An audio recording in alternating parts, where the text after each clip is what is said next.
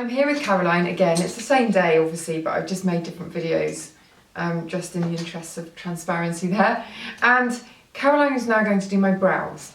I've needed my brows sorting for quite a while, and there are bits that need plucking, aren't there?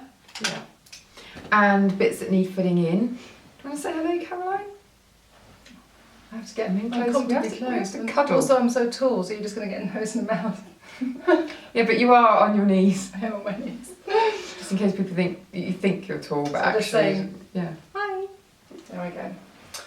So with you, the most important thing is that you've got a few new hairs still growing down towards your nose. Now you see, I thought that I had plucked them too far back that way. I haven't got. It's really hard to tell on your own face, isn't it? Which is why people go to brow pastes, I suppose.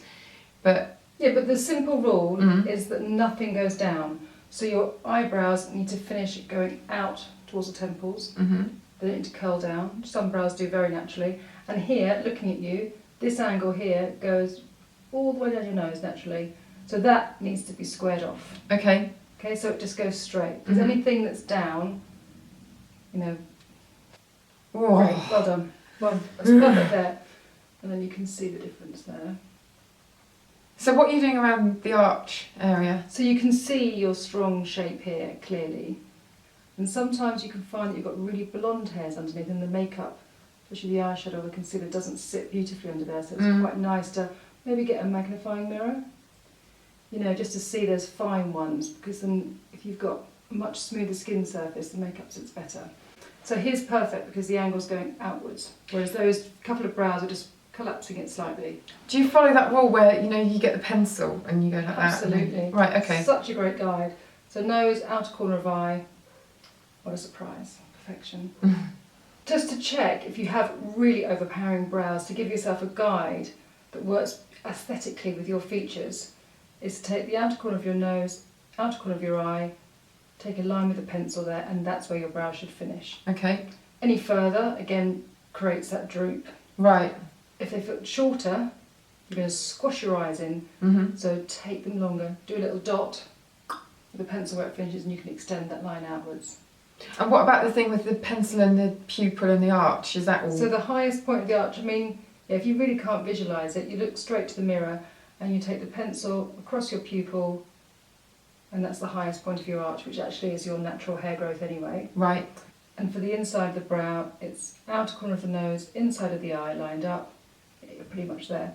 You don't have to stick to that religiously, but it's just a nice guide if you kind of get a bit confused on what's the best shape. So you can see now the difference, where this one is really kind of curling around your eyes, so it kind of creates that sort of shape, whereas now that it's much straighter across, even without doing any definition to it, it looks much brighter. Yeah. It's amazing that you can just have a few hairs removed, and it makes that much difference to your face. And it is all about those little things. But you've got great balance to your brows. We always have one better brow. This brow is much thicker than this one, so I'll just tidy up slightly under there, but I'm not going to change it too much, because make the best of each brow you have. So don't try and make them symmetrical. Okay. Unless you're very lucky and you have them. There's that saying that's been going around for years: sisters, not twins. You know, don't become transfixed on trying to get them the same. So because your brows are super fine, I'm going to use an angled brush and a matte eyebrow powder. And I'm going to start building just from the top here, very fine hair-like strokes. Now for you, because you've got a small area between, just look towards the mirror for me, you've got a small area between your brow and your lash line. Some people have got quite a big space there. For you, it's really important that you lift your brow. If you start darkening your brow from underneath here and straightening that line under there, you're going to shrink that area. Okay. So keep it high to give you that lift. And then literally from the top of the brow and extend it out. And this is a really, really nice, thin brow brush, so you don't actually use too much product. So you want to apply in the centre and then push the product towards the outside. Now I like it to really start very soft here and then gradually get darker and darker and darker. Right, I'm going to use a product now that's almost like a semi-permanent brow. I've just done one brow. so far. I'll show you the difference. And this is great if you've got an oilier skin, or if you're getting married, or like me, I have a complete hole in my eyebrow, which is really annoying. I never met my dad's mum, and she's the lady who gave me the hole in the brow. It drives me insane. So this product, I'm going to feather through just really where I want that definition, and this will last longer, Ruth. So I've got the shape How long that are we I want talking? to. Oh, you know, a couple of days. Really? Yeah. Oh, if you scrub it off, it's going to come off, but Yeah. it does last longer than any What other is this called? wax. I'm not really sure how to pronounce it. Wunderbrow. I'll put all the products that you've used below, because we haven't really talked about products. Wunderbrow? Yeah. It's not an O, it's a U. Wunderbrow? Wow. That's terrible. My sister actually told me about this product, knowing my brow issues, which is great. I love it when she gets involved. Now, I have tried to search and purchased and been sent many a brow gel, and I've used them at work, and I was using moustache wax at one point to make my brows stay up. Not mine, my girls I'm working with, because it's, especially when you're doing close-up beauty, it's so important. But I've just gone back to using spray now, and like a lovely little bit of hairspray on a brow, because it's lighter. Sometimes the gels are quite wet. Yeah. So great, I mean that's a full-on like power brow, but I quite like that on you. Let me have a little look in the mirror. Oh no, I love that. You see, that's a done brow, isn't it? Yeah, but that's a done undone brow, because it's not heavy, but you've still got that nice definition and height here. That's made an amazing difference taking those hairs from there, hasn't it?